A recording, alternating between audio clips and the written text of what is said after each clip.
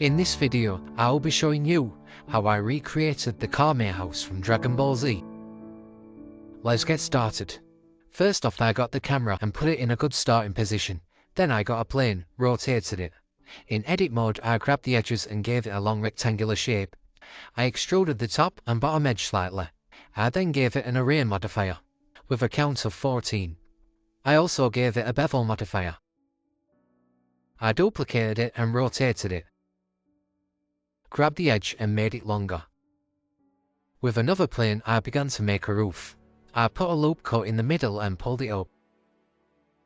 I gave it a solidify modifier. I duplicated it. I extruded the edges on either side. Then I added more siding using the array modifier, and so they reached the roof. Then I duplicated the roof, raised the thickness using the solidify modifier until it covers the siding. I applied the modifier, gave the siding a Boolean modifier, and selected the roof object. I gave the house some corner posts using a cube and duplicating it. I began building the front porch by giving it a roof using a plane and a solidify modifier, duplicating it and pulling the back edge down. Using another plane, loop cuts and a solidify modifier, I created some columns.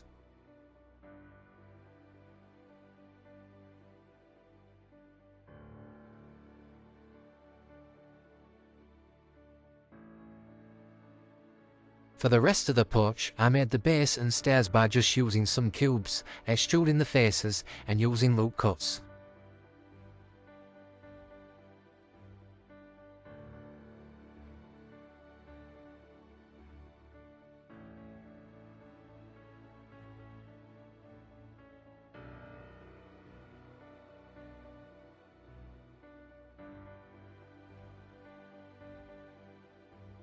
For the dormer, I duplicated the siding, decreased the width, duplicated it, rotated it, decreased the array count, duplicated it, rotated it, duplicated the roof, scaled it down. Then doing the same as before, I duplicated the roof, increased the thickness, applied the modifier. I added a Boolean to the siding and selected the roof object. I added some corner posts to finish off. Then using the Archimesh add-on, I added a door to the front porch area. I could have also used Archimesh to add windows, but the look I was going for made me realise it would be easier and more efficient to just make my own. So with a set of cubes, I made my own window frame. For the slats, I used a plane, rotated it slightly and gave it a solidify modifier and an array modifier. I then added a cube, gave the siding a Boolean with a fast solver and selected the cube object. I added a window to the dormer by duplicating the window frame, adding a cube to the middle of the frame, and just like before, I added a cube to fit the window and added a Boolean modifier to the siding with a fast solver. I added planes to the windows which would act as the glass panes. For the side of the house, I made a more fancier looking window to match the reference, using the same simple techniques I've been using.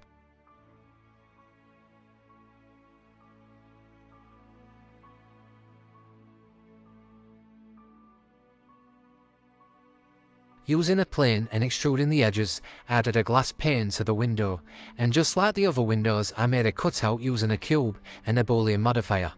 Now I have a house. I moved the camera's placement to fit the house into the center of view. Next, I added a sky texture in the world properties with an intensity of 0.8 and a strength of 0.8. In the render settings on the film, I turned down the exposure to 0.34. I added a darkish red material to the roof with a roughness of 0.8. And added a pinkish material to the siding with a roughness of 0.7.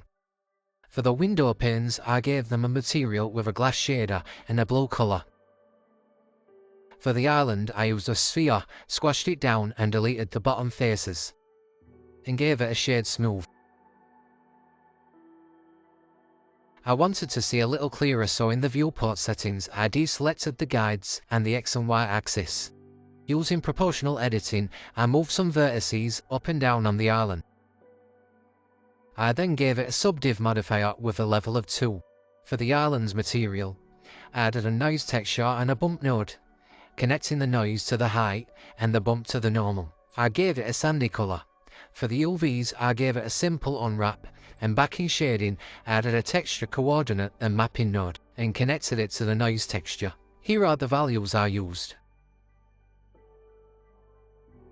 Next, I added a wave texture and a mix colour. I connected the noise to the B channel and the wave to the A channel. I connected the output to the height of the bump node. Here are the settings I set for the wave texture. I duplicated the nodes and the shader. I added a mix shader and connected the original shader to the B channel and the carpet to the A channel.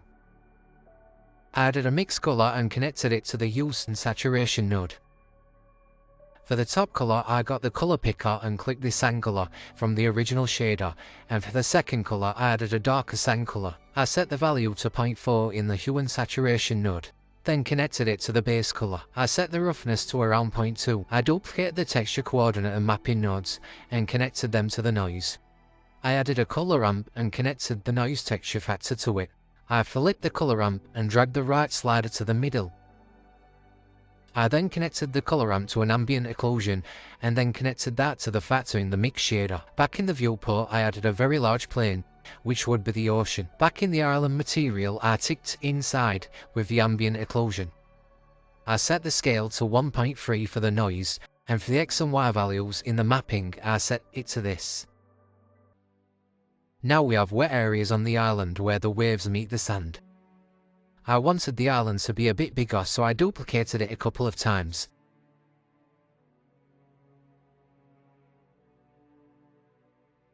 Next, using the Blender Kit add-on, I added some palm trees. All I really had to do was type in palm trees and set the filter to free first, and there I had a nice collection of free trees to choose from.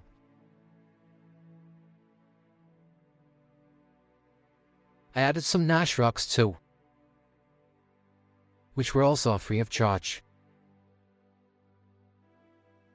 The rocks looked too saturated for my liking, so I connected a Hue and Saturation node to the base colour and toned down the saturation. I also did the same thing with the palm trees. Next up, for the ocean material, I gave it a light blue colour with 0 roughness, 0.714 alpha and 1 transmission. I added a noise and connected it to the height of the bump node and plugged it into the normal. I turned the strength and distance of the bump to 0.4. I set the scale of the noise to 40 and the detail to 4. I then added a volume absorption and gave it a blue colour. Set the density to 3.3 and plugged it into the volume of the material. I reset the scale of the noise to 140. Now, using the Geoscatter add-on, I added a free autumn biome to my island. I only needed the autumn meadow, so I deleted the rest from the stack. I changed the seed and I changed the density until I got something I liked. I added the same thing for the other 2 parts of the island. To get the texture in the house, I unwrapped the front siding using Project from View Bounds. In the material, I added a mix colour, set the top colour to the same pink colour as before, and the bottom colour to red. Then I got an image texture, plugged it into the factor of the mix colour, clicked open, gave it a name and clicked OK. Then in texture paint, I drawn onto the siding using a solid white brush. I then saved the image.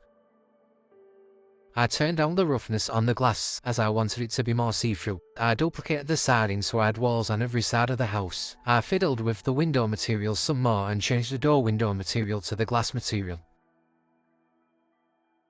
For the inside of the house, I added some blocks with varying sizes to give the illusion that the house isn't empty when looking through the windows. The roof was looking a little too basic, so I added some brick using a brick material and connected it to a bump node and connecting to the normal channel. I added a texture coordinate and mapping node with the texture coordinate set to object.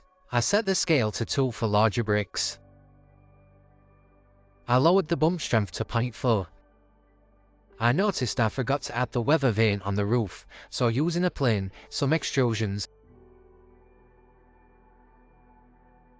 and a solidify modifier, I made a pole.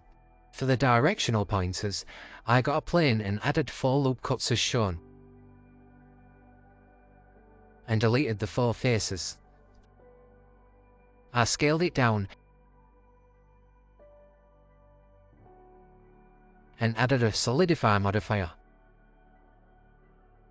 For the cockerel, I started out with a circle, scaled the radius, deleted the top vertices, and then extruded the verts over and over until I had a nice shape for a cockerel.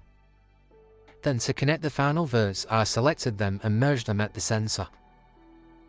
Then by pressing Alt-F, I filled it in. Then all I did was add a subdiv modifier, a solidify modifier, and added a shade auto smooth, and it was done.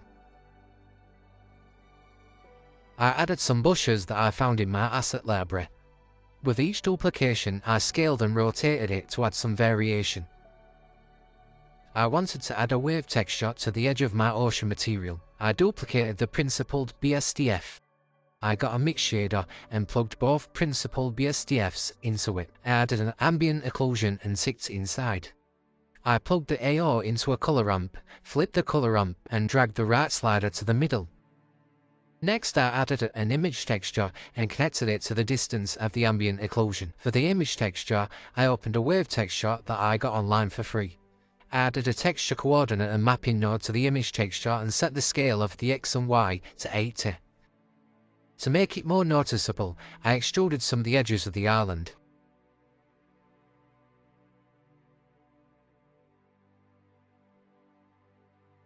For the background, I wanted to add some clouds, so I added an image as a plane. Opened a picture of an horizon with some clouds, scaled it up, rotated it so it's facing the camera, and placed it in the background. I went into the material and took it out of the base colour and put it in the emission colour. I turned the emission strength up to 4 and set the base colour to grey. I deleted the default point light and messed around with the sun's elevation and rotation. Here's the values I ended up with. I noticed there was completely black areas on the trees and the bushes, so to fix this I went into the render settings and under light paths I set the transparent value to 24. And that's about it. Here's the final result. I hope you enjoyed the video. Subscribe if you want to see more like this one.